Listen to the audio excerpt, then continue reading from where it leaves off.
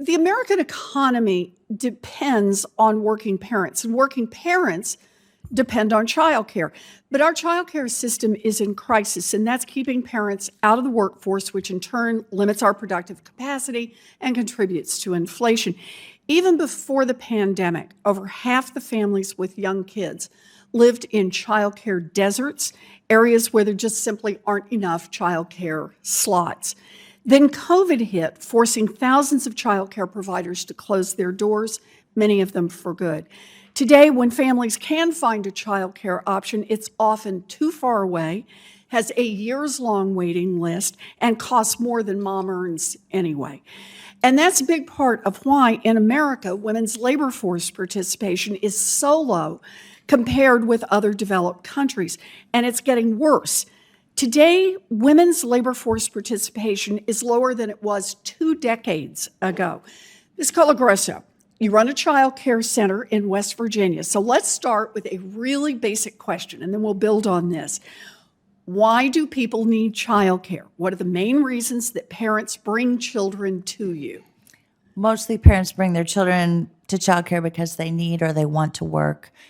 They want to provide a better life for their families, so they may take on a second job, but they want to work or pursue a career, maybe open a small business. Yeah. For employment reasons. So these are people that are doing all the things we want them to do. Yes. For both themselves, as Senator Kennedy says, to have the opportunity to work and contribute to our economy. But parents need child care because they want to work. If parents can and want to stay home to care for their children, that's great.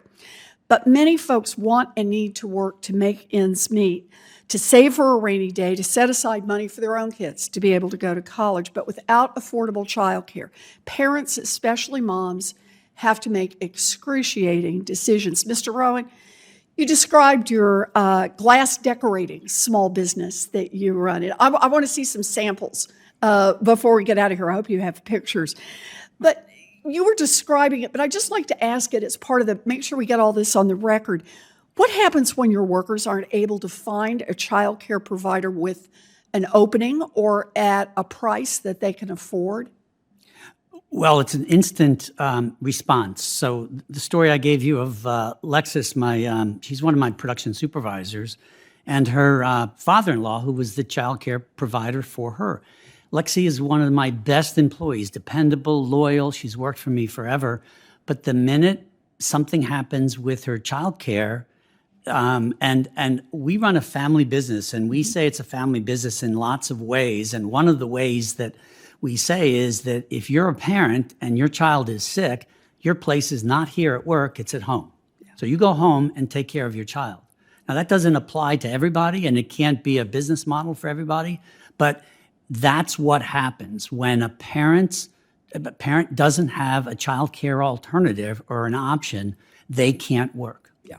So they're just gone. Everything stops for them. Financially, it's a catastrophe for them and for the business, because we have people that come in and need fit different models that have to be produced. Right. You have deadlines to meet. Absolutely. All right.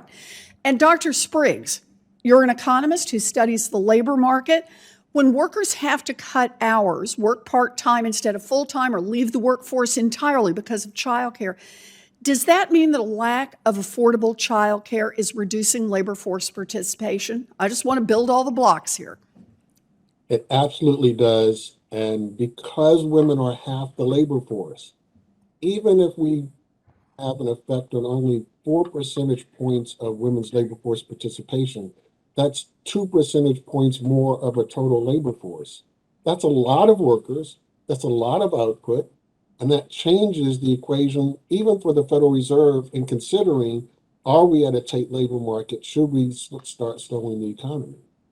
So let me ask you on this, because I want to draw this point out about what is the broader impact on our economy, on our productive capacity, when there's reduced labor force participation caused by a lack of affordable childcare? So there are a couple of layers. One, we instantly, of course, have a smaller economy because we have fewer workers. Companies have fewer people to put behind machines, provide services. Second, once you've shrunk the economy, now it's going to grow from a smaller base. And then third, you have what the Fed has to consider. If Congress doesn't build the infrastructure to get everybody to work, then the Fed's hands are kind of tied. They have to slow the economy before we would want them to slow the economy. So the length of our expansions becomes shorter. So we get a smaller economy, slower future growth, and a smaller future economy, and we slow the length of our expansions. That's lose, lose, and lose. And Dr. Spriggs, just so I'm sure, we're having just a little bit of trouble understanding you, and I just want to make sure I've got this. How many workers are we leaving on the sideline compared to our peer countries, the ones that actually invest in childcare? And what is the impact of leaving those workers on the sideline on our GDP? Do you have some numbers around that? There are a couple of estimates from anywhere from 1% of GDP to 1.5% of GDP. If you think about Canada to our north, where they do make the investments in their children that we don't, this means a much higher labor force participation rate for their women. Anywhere from 10% would be a good estimate. And so we're talking about hundreds of millions of dollars that we are leaving on the table because we're not utilizing our workers to their maximum. So is the estimate, like I said, we're having a little trouble hearing you on our end, is the estimate that about 5.2 million missing workers in America compared with other countries that provide childcare assistance? Is that about the right number? And I think I heard you say 1 percentage point to 1.5% in terms of the impact on the GDP. Do I have those numbers right? Yes, and the 500,000 that were the number of workers we're missing, that's kind of conservative because we're only looking at prime age workers. And of course, a lot of women who need childcare are below the age of 25. And so we're missing some workers who are in the age group that actually need childcare because their children are the youngest. So that's a conservative estimate of how many workers we're missing compared to Canada. And I'm using Canada because it's right next door. We share a same sort of history timeline, and we have many of the same companies, many of the same industries. It just shows the difference we could have if we had the right policies. Wow, so think about that. That's really powerful, Dr. Spriggs. 5.2 million missing workers, and we've actually graphed that here, and nearly a percentage point off the GDP. And that percentage point really matters. You know, over the last decade, average annual GDP growth has been about 2 percentage points. 1 point higher compounds over time, and it would mean both a stronger economy and more opportunities for millions of people. Right now, Americans are getting hit by record shortages and price increases. It's clear that we need to increase the supply of everything, from food to cars to healthcare supplies. So, Dr. Spriggs, let me ask you one more question about this. If we invested in childcare and unlocked all of this labor supply and productive capacity, would that help prevent further inflation? It will reduce the pressure for inflation in the future. And that's just being the cold-hearted view of the labor force. Economists know that investing in American children, all of the programs that we've had, have a high rate of return because in the future, they reduce costs for the government on the order of 8 to 9 times because the investment in the children also pays off. Those children are healthier, crime goes down, they own homes, they're less likely to be poor and need government transfers.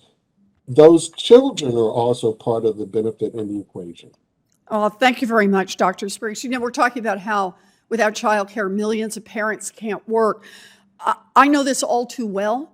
I nearly quit school, and later I nearly quit my first big full-time job, all because I couldn't find childcare. I wouldn't have made it without help from my Aunt B.